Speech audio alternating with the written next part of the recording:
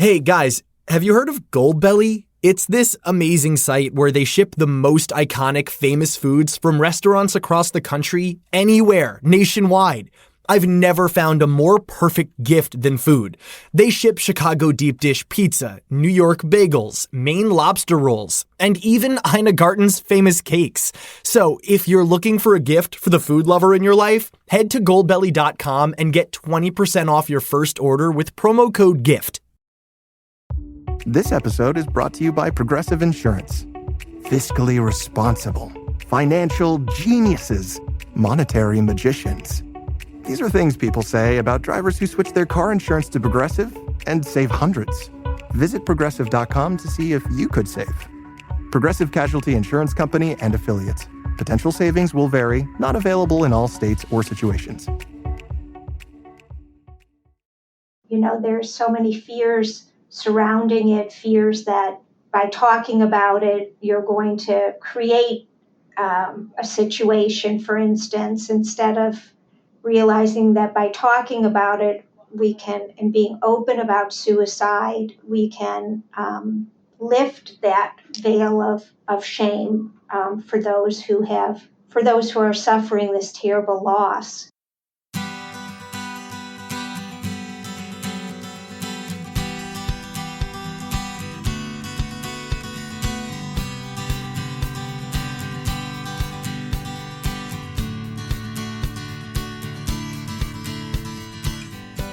Welcome to Parent Footprint with Dr. Dan. I'm Dr. Dan. This show is about making the world a more loving, accepting, and compassionate place, one parent, one person, and one child at a time. The key to raising healthy and engaged kids is for parents to seek the same in their own lives while striving to be the best versions of themselves each day. No matter who you are or where you came from, with increased awareness, you can be purposeful about leaving a healthy footprint for your children, your family, and all those you care about while living your own life to the fullest. Today's show is History of a Suicide with Jill Bialosky. Jill's newest volume of poetry, Asylum, a personal, historical, natural inquiry in 103 lyric sections, was a finalist for the National Jewish Book Award. She is the author of 5 acclaimed collections of poetry, 3 critically acclaimed novels, including The Prize, and most recently, The Deceptions, and 2 memoirs, Poetry Will Save Your Life, and New York Times best-selling memoir, History of a Suicide, My Sister's Unfinished Life, which we will be diving into today. Her poems and essays have appeared in The New Yorker, The Atlantic Monthly, Harper's, O Magazine, The Kenyon Review, Harvard Review, Paris Review, and Best American Poetry, among many others. She co-edited with Helen Schulman the anthology Wanting a Child. She is an executive editor and vice president at W.W. Norton & Company. And in 2014, she was honored by the Poetry Society of America for her distinguished contribution to poetry. Jill, welcome to the show. Thank you. Thank you, Dan, for having me.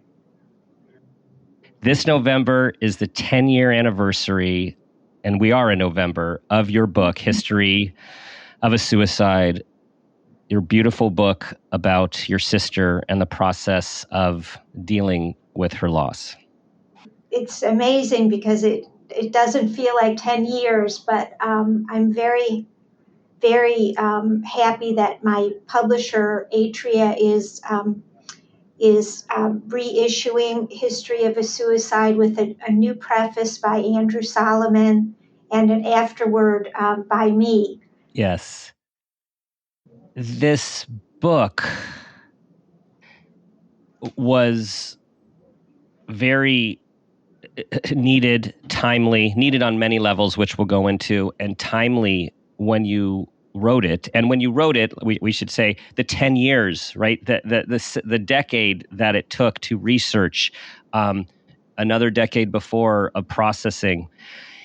And here we are in a pandemic with, or a pandemic coming out of a pandemic, going into an endemic, wherever we are. But what's really critical is the mental health crisis we are in and the spike that we have had over the past decade, and particularly in the last 2 to 3 years, of suicide and its impact on so many families, friends, and communities. Yes, I'm so also, Dan, so aware of that, and it's very frightening. It's frightening to see also the rise in suicides for a younger population, Mm-hmm. of young children from the age of 12 to youths and teenagers and young adults. Is on the rise. So we need to consider this. Mm-hmm. On a personal note, not only was I touched and moved, there's so much to say about your book, your memoir, and the story of Kim and your family. But also, we are one of my kids lost a very close friend to suicide in the past few years, and we have firsthand experience of how that can change a life for many and for all of those who are connected by family and community. And it's there are almost no words. You wrote a memoir of words, and at the same time, I felt as if your process and through your beautiful poetry was trying to find words to describe something that is almost indescribable. Mhm. Well, first, Dan, I just want to say how sorry I am for your son, and your family, and the person that you lost, and his family. It is so devastating, and you're so right that the tentacles of this kind of loss go very deep.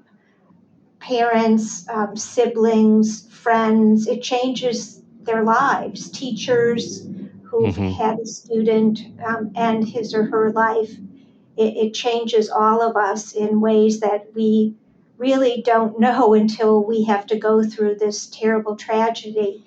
I wanted Mm-hmm. to point out too that November 19th is International Suicide Survivor Loss Day. And it's an international day to really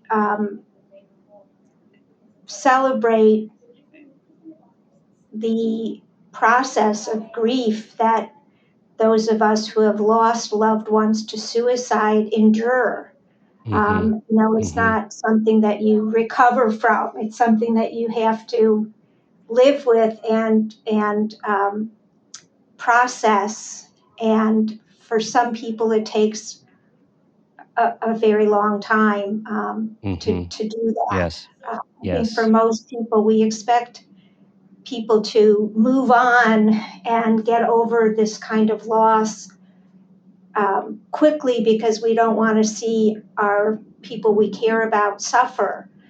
But it really is something that takes a lot of time and courage to process.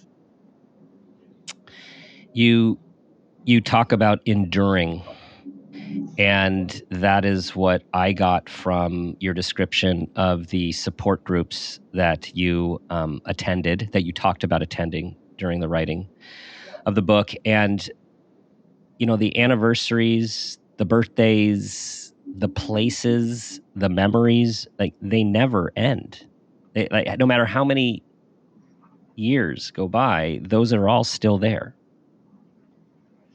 Yes, absolutely, Dan. And I think what I have learned through my loss is that they're unexpected. You think that you've achieved a certain level of acceptance, and then something will happen. You'll watch a movie, um, and somehow, a particular character will remind you of the person you've lost, or there'll be,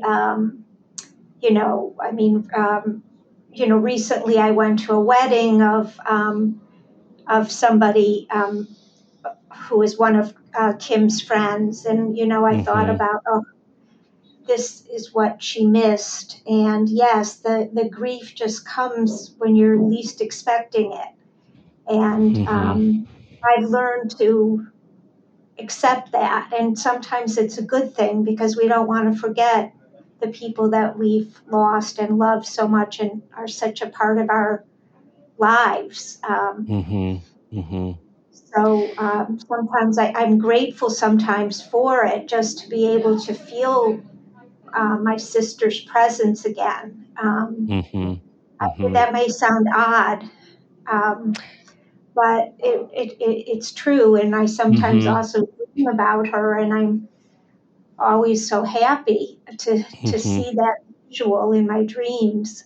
That doesn't happen as often. Yeah.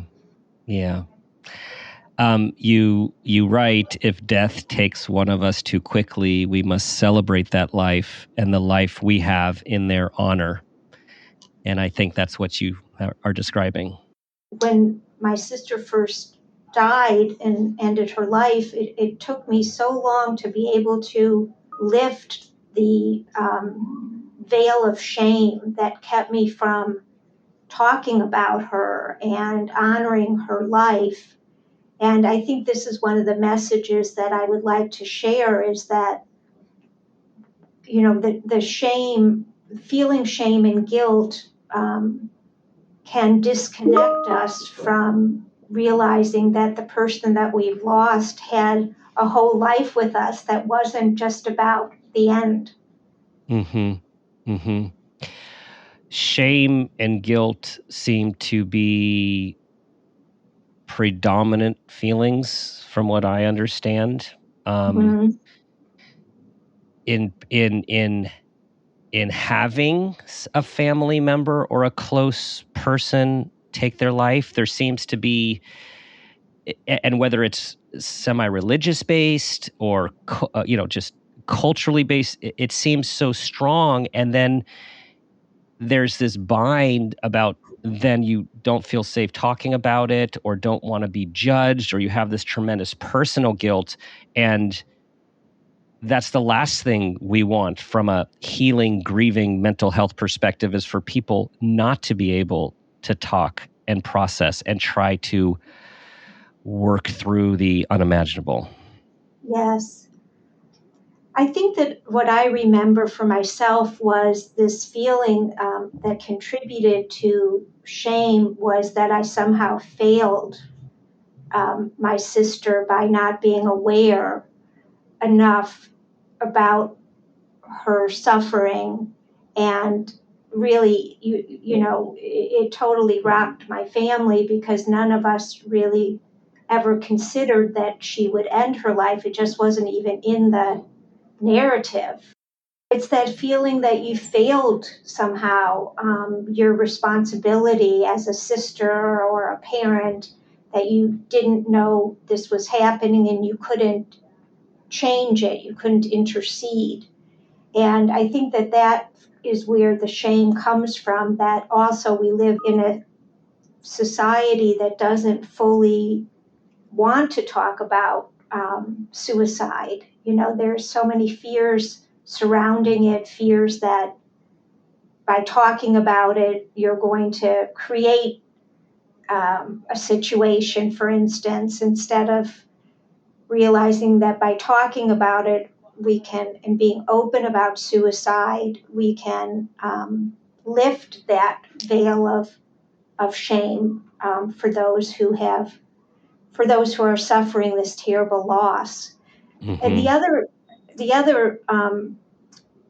what else I've come to learn is there's also this sense of bewilderment that happens to us. The sense of just, you're bewildered by, how could somebody do this? How could a person take her life or his life? And I think it's that sense of bewilderment that haunted me for a long time, that I felt like I had to find out what happened and what went wrong so I could piece it all together. And that's, in a way, that is why I wrote my book, History of a Suicide. That was my way of trying to reconcile and piece together what happened. And I have done some further research on suicide survivors, and it is true that the sense of bewilderment that you possibly could have stopped what had happened does complicate the grieving process. Mm-hmm. Mm-hmm. Did writing your book help?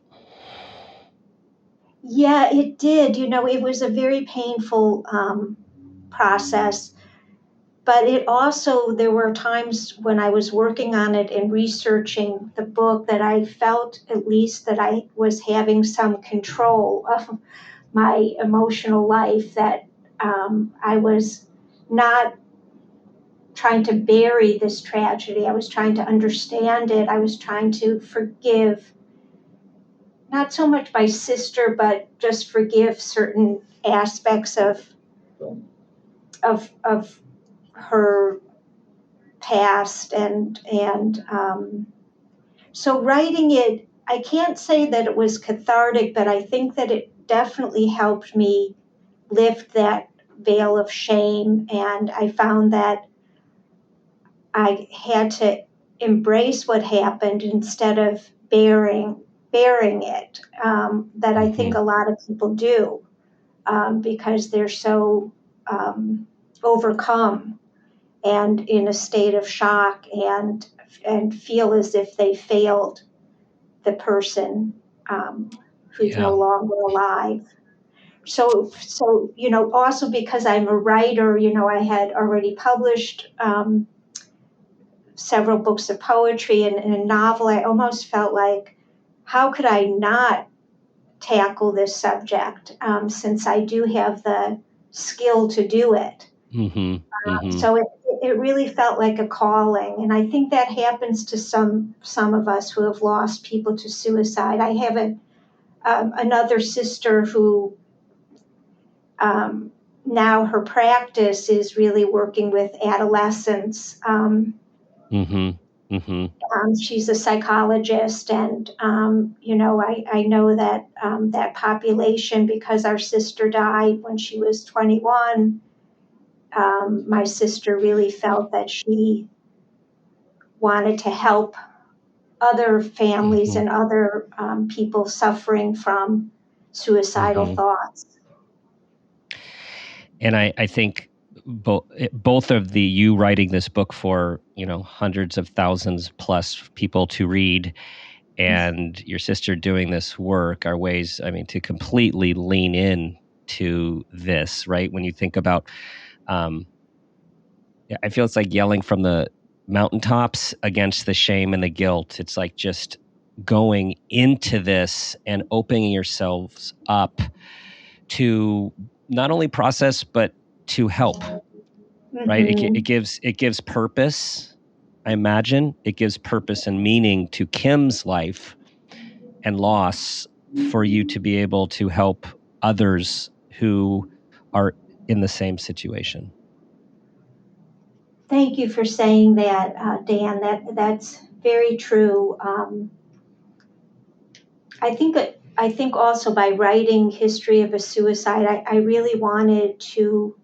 I wanted the reader to understand that my sister had, really wonderful moments in her life. I mean, she was a really bright and energetic and beautiful person who had lots of friends and who was doing well in school, and she had a loving family.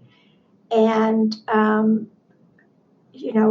when she hit adolescence, which is a time where I think it's a very vulnerable age for young people, is that adolescent period where she began to really struggle over many things, but one being the loss of her father figure, who my mother and my stepfather divorced, and Kim's father did not see her for between the ages of 3 and 13. And so she definitely had abandonment issues and was struggling. But I also wanted to show in my book that, her life was not a life that I look back at and see as somebody who was forever unhappy. And I think that that's something, we have to connect with as survivors of suicide loss, that this is a real person who we experienced joy with, and fun, and dinners and birthday parties. And we can't just reduce the suicide to the end point. Does that make sense? It does. And that's what you did. That's what you did in the story of her life. And that is, for me, one of the heartbreaking parts to travel through with you, is Right. seeing this joyful, beautiful person inside and out, as you describe her. Child who had 3 older sisters, you 10 years older, being in this half big sister, half motherly role. And she had these 3 big sisters who adored her, close matriarchal family with the aunts, the wonderful aunts. I also, my father grew up in the University Shaker Heights area, so I had images, as you were describing your home there and growing up there. And this notion, then the pain, and what I wanted to talk about Dr. Schneiderman, who sounds like is a wonderful man, which you could talk about. And I just want to set this up with the psychological autopsy. Right. And how that impacted you, but also where I'm going with this is also, as he described your former stepfather, her father, as a villain in this story. And of course, as you write, and as we know, suicide can come from a compilation of so many different things that are both traceable in hindsight and often untraceable. I mean, it is such a complicated web. And yet this person had a very profound impact on her life. Yes. Yes, he did. And Dan, it was really going to see Dr. Schneidman was a transformative experience in my life. I'm so glad I got up the courage to finally go and meet with him. And just for your listeners, he's no longer with us, unfortunately. He passed away. I figured he was about 85 when you met with him so long ago. Yeah. Yes. Yeah. And, he was one of the really at the forefront of suicidology and working to understand suicide. And him and his colleagues invented the psychological autopsy, which is a way for the coroner to decide whether a death was a suicide or not a suicide. This is how this psychological autopsy came to be initially, but then it's been used to help people like me who are bewildered and want to understand why. And it's a way of getting family and friends and kind of creating a narrative of the suicide's life, or what could have been her inner challenges that created this mental pain that really she couldn't break out of without help. And that's the sad part, that I do feel very strongly that had she gotten help, she would be alive today. and this is the paradox of suicide, is that often those that are suffering the most don't talk about it. Right. Anyways, I did get up the courage. I had read Dr. Schneidman's books. One called The Suicidal Mind really had a powerful effect on me. And I contacted him and told him a little bit about my background. And he invited me to come out and spend some days with him. And it was really I write about the experience in History of a Suicide. And I have to say that after that meeting with him over 3 days, I did feel that I understood more than I knew before. And that was enormously helpful for me. Mm-hmm. And enormously helpful for me to let go of some of my anger at people who I felt could have maybe interceded, angry at myself. That helped to, he sort of lifted that burden somehow. Mm-hmm. Even though I still at times will have a flash of, again, feeling that I failed, but Mm-hmm. it's not so great anymore. I know you spent 3 days with him, and there was a lot discussed. In hindsight, was there anything like aha that he said that helped lift the burden, or was it the culmination of the discussion? I think it was finally the culmination of the entire dialogue that we had. But I do think, well, first of all, he made me also understand a little bit more about the suicidal mind that I hadn't understood before. And, the vortex that happens, and also impulsivity, especially for young people. Mm-hmm. So that was really helpful to understand. And I think I did know that her fundamental issues at that age were about her father and feeling abandoned by him. And then when he did come into her life, he was, he came and went. It wasn't, it was maybe a weekend, and then she wouldn't hear from him for another 6 months. It wasn't, he didn't build a relationship with her that made her feel loved and wanted. And no matter how loved she was by everyone else in her life, that was just a central, I think, a fantasy that she really wanted.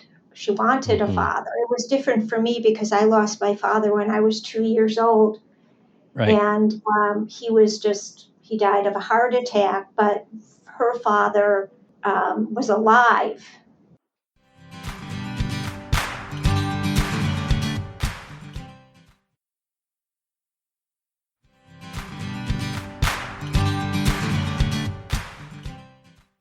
You experienced losses, a lot of losses around the same time as you write about the loss of your unborn child as this was occurring, then the loss of another child in utero. And then finally, Lucas comes to you describe as the giver of light. Wow. And I'm wondering, and I know you've pondered this and written about how the loss of Kim impacted your parenting and your parenting, just your paradigm of parenting. Yes, it certainly did, Dan. And that was something that, so I really was suffering from post-traumatic stress disorder, which many people who have lost a loved one to suicide suffer from. And it's like you're repeating this kind of trauma. Something will happen, and all of a sudden, the fears come. And I did find it really difficult when my son became an adolescent, and during those early years of adolescence and young adulthood, if something happened, and I did feel that I had to be like hyper aware of any kind of emotional issues that could impact him. And now we kind of have a joke about it, like if I'm worried about something concerning him, he'll say, "Mom, I'm not Kimmy. Um, Mm-hmm. Mm-hmm. I'm fine. This is all good." But it is a triggering. It does trigger these fears that because as I said earlier, we were so unaware, Mm-hmm. um, and so it was such a shock to lose her, and this fear that it could happen again Mm-hmm. was terrifying for me as a parent. And I was lucky that I was able to talk to my son about it so that he would Mm-hmm. understand why sometimes I was overly concerned. And I Mm-hmm. think that for um, that was really Mm-hmm. I'm happy that I was able to do that and not. I waited many years to tell him that I had lost my sister to suicide because I had photos of her in my photo albums, and he would look at them when he was little. And I just told him when he was little that she had died in an accident, because I just couldn't Mm-hmm. bring myself to talk about suicide when he was a little boy. But when he became, I Mm-hmm. think, 12 or 13, I did talk to him about it. And As it was a big relief to me mm-hmm. to I do can that. only imagine, yeah, to carry that and to feeling like you're not being honest and knowing how reading about how intuitive and sensitive he seems to be, and that he could read something but you couldn't say. And I also was, I was really taken that even though you were going by your instincts, what you were doing was you were being developmentally appropriate of Mm, trying to give enough information to reflect reality, because we know kids make up much worse scenarios than the real scenarios when we don't give them information about certain things. And you were just, it was almost like breadcrumbs as he was eliciting, as he was wanting information, mhm. you were slowly doling it out in a way that you felt was appropriate and that his brain and body and soul could handle. Right, right. Thank you. That's reassuring. um, Mm-hmm. Definitely, yes. Again, it's like, I don't want to pretend I never had a sister, Right. and that her death, I wanted to give dignity to her suicide and what she was suffering at that time. And, Mm-hmm. um, I think we do have to make young people, adolescents, aware that people do suffer from mental pain, Mm-hmm. and so that they can be open about how they're feeling, and hopefully people around Mm-hmm. an adolescent who's suffering can become more aware of what's going on and what could be Right. helpful. Mm-hmm. And it's important for parents who are listening to know, since social media, there's been a lot of changes. Social media did not exist. The internet, I think, was just starting about the time that Kim passed. And nowadays, we have to be aware as parents of teenagers and young adults that suicide is talked about regularly in chats, in these chat rooms. On there are literally websites that talk about how to do it, and that people are trying to stop these websites, cutting is become a major coping skill that a lot of teens guide other teens to. Hey, if you feel bad, just cut yourself to relieve some pain and the psychological emotional burden, which again often does not signify suicide, even though it could happen and is a very high risk maladaptive behavior. It's important. This is why we need to talk to our kids about suicide, about mental health, about normalize depression in the sense that people experience it. Even more people these days experience it with COVID. Life has been very hard for lots of people of all ages. And when we have a younger brain that is not fully developed, there is not the understanding of permanence like Right. the adult brain can process. And also when you add drugs and alcohol, which is a common thing for this phase of life, it can really increase, as you talked about, the impulsivity and the poor judgment. And so these are all things to be talked about. And as you said earlier, the research shows talking about suicide with people, depressed or not depressed, does not increase suicide. It actually decreases suicide. Yes, I'm so glad to hear that. Yeah, I'm a big proponent of early screening. That I think that screening for any kind of mental disorder, depression, um, um, really should happen very early. In pediatricians' offices, in synagogues and churches, in schools. And I think that some of that is being done. I've been hearing about some screenings in private schools, and just screening can alert a parent or a family to a child's inner worries and stresses and concerns. And because of the internet, it's so much harder for young people.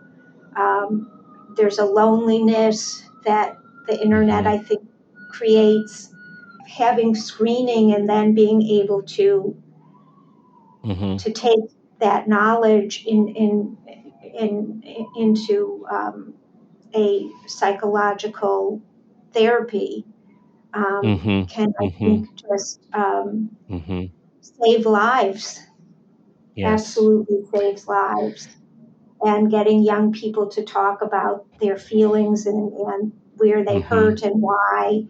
And what Dr. Schneidman said, and I quote in my book, the first thing that he would ask his patients is, where do you hurt and how can I help? Yeah. And that was so moving to me. That's so profound. Those two simple questions. Yes. And I think parents, we're afraid of sometimes confronting our worries. Especially the big scary ones. Right. Another point that that you allude to in the book and talk about, I know there's controversy about whether there's genetic markers and to distill something down to genetics. So I actually don't want to get into that. I using that as a bridge to, when people have a family legacy, when there's suicide in the family, 1, 2, or more, that's something for parents to be really aware of, because now it's part of a family story that could increase risk in the sense of, oh, this might be an option. Also, what we know is when there are suicides in schools and in communities, there can be a sudden increase because of the pain, the idea. It just, there's these different factors that can increase risk. This is not a science, even though it is a science. It's not like we can't predict, but we know that there's all of these variables and factors. And I want to quote a few of the statistics for our listeners that you have put in a book, because this is so important. 30,000 Americans kill themselves every year, and nearly 500,000, 500,000, make an attempt medically seriously enough to require an ER room treatment. In 2020, the CDC said that suicide claimed the lives of more than 500 children between the ages of 10 and 14 and 6,000 young adults between 15 and 24. I know from my practice, from the experience that we have gone through with one of our kids and their friends, that, like you, none of us think that this is going to happen.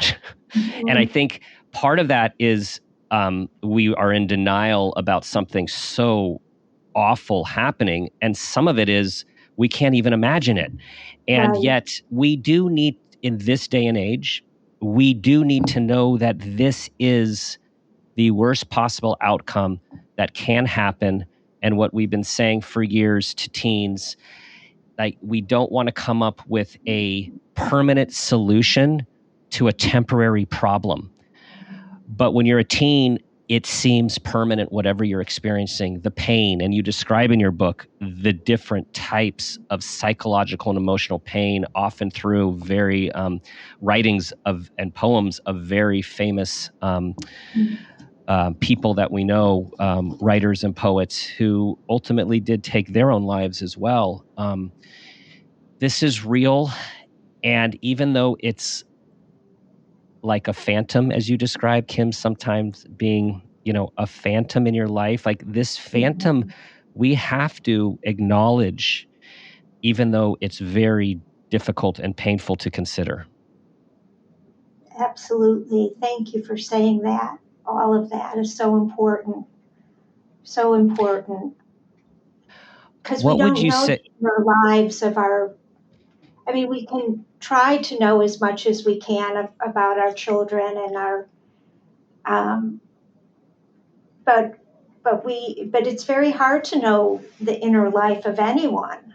And so we have to look for signs if there are signs of suffering, of depression, of bipolar, alcohol abuse. It does further the, it's self-medicating for young people who are suffering or in trouble.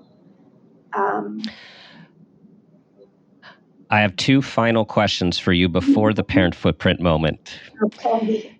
The first is you are leading into right now, which is for parents out there for listeners who are concerned about a child or someone else very important in their life, who they feel might be depressed, might be struggling, and are concerned.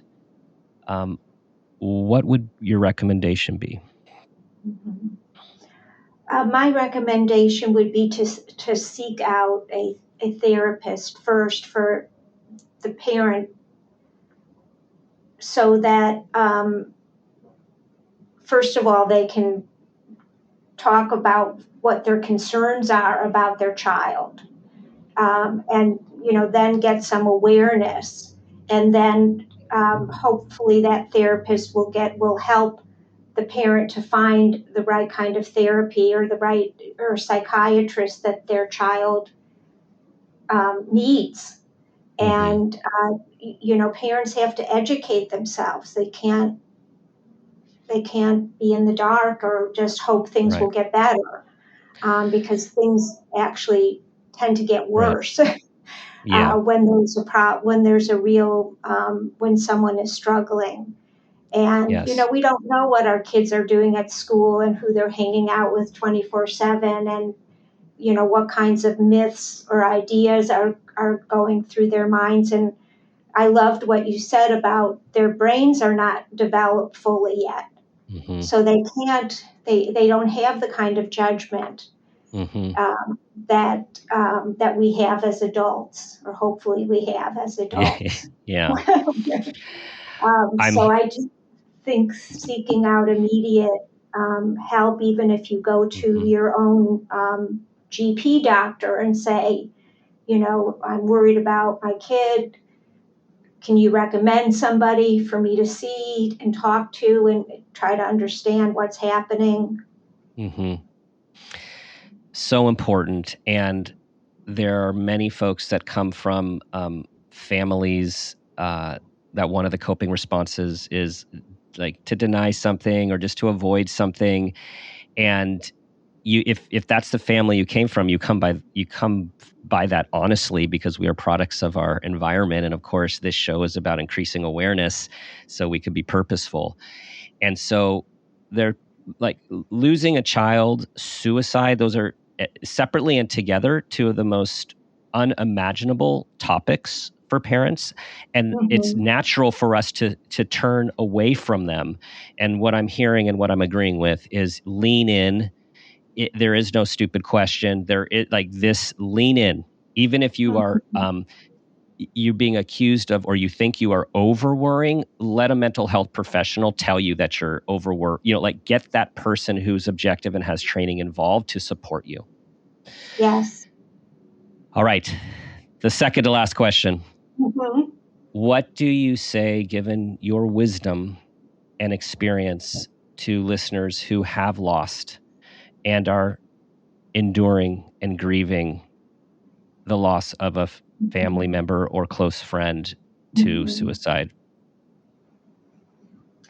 Yeah, well, first I just would just like to say I'm just so very, very sorry, of course. And I think I wrote in my new afterword, that for me,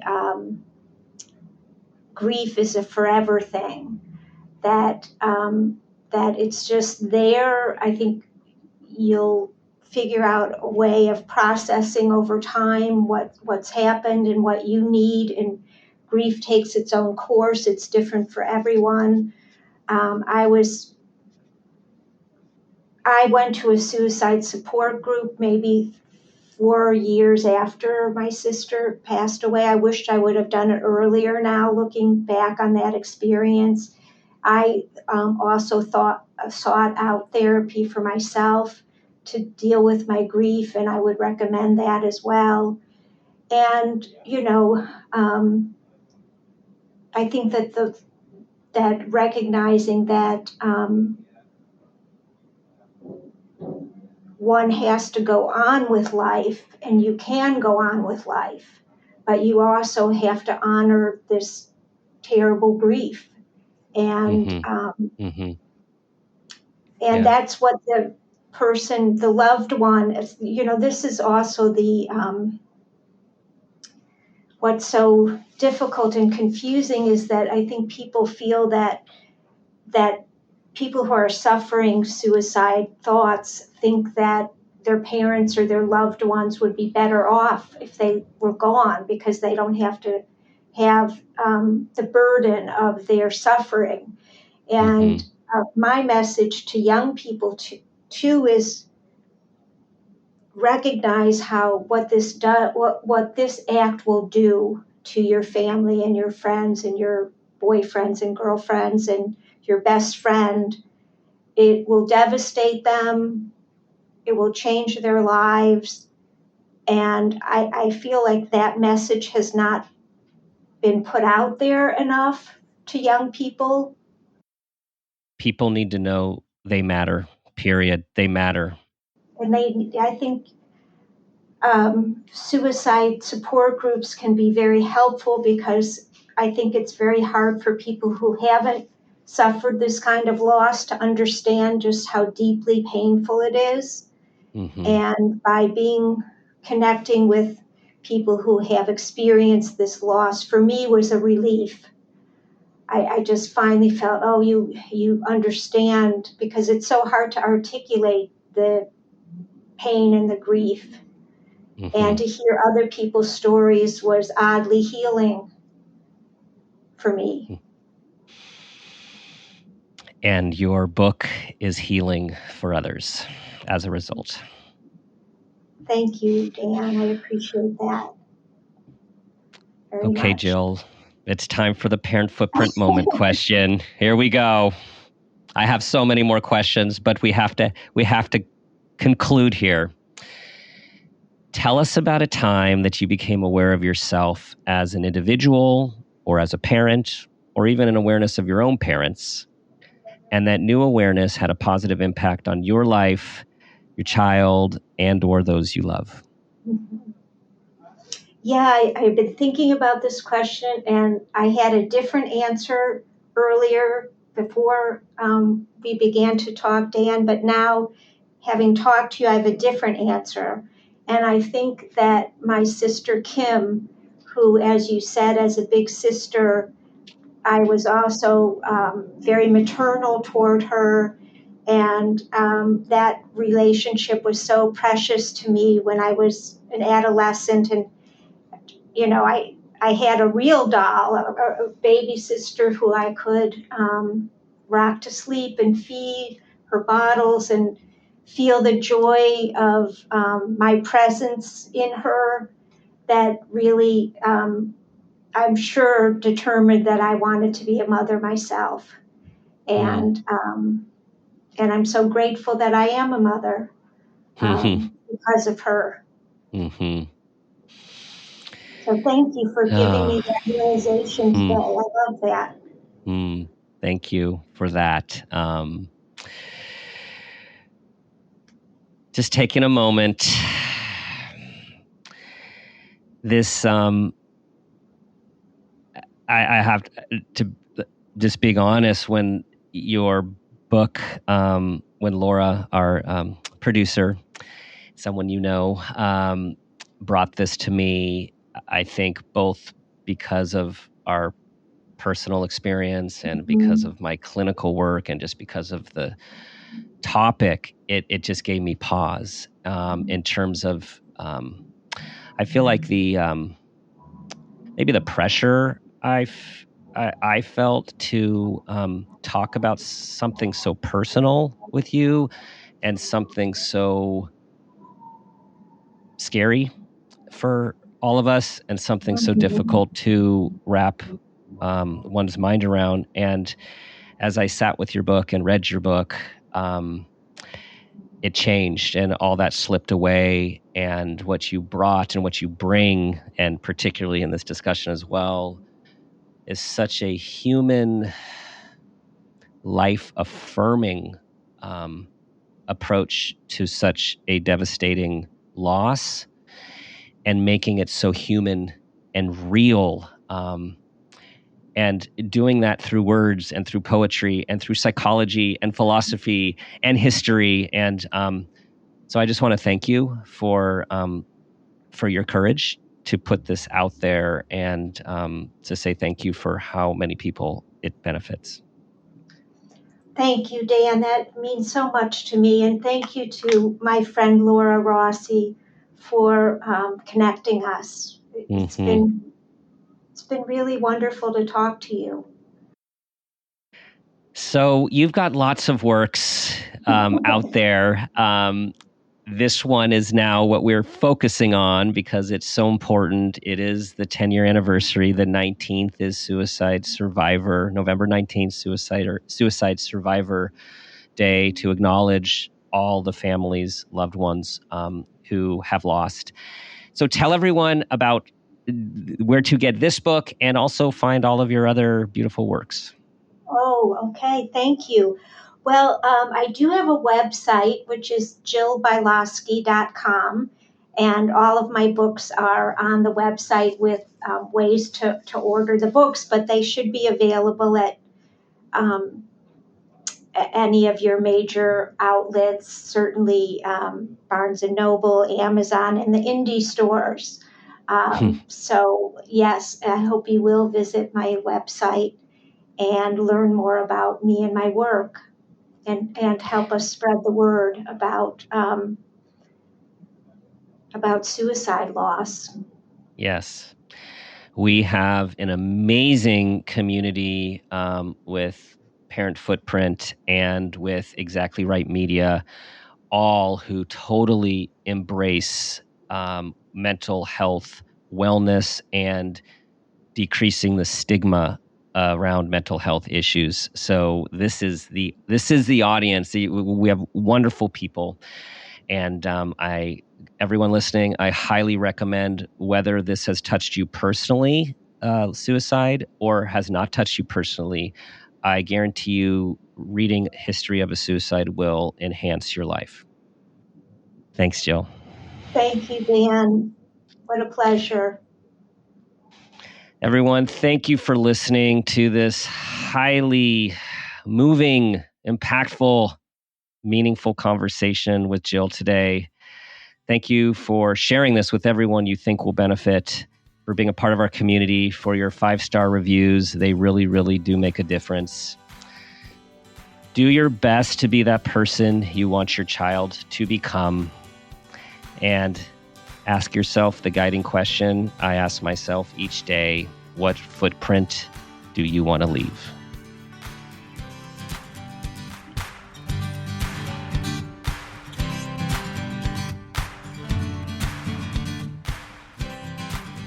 This has been a Peters and Rossi production. Parent Footprint with Dr. Dan is produced by Laura Rossi. Our engineer is Phil Rossi. Theme music is Strummerman, composed and performed by Pro Tunes. Artwork is by Garrett Ross.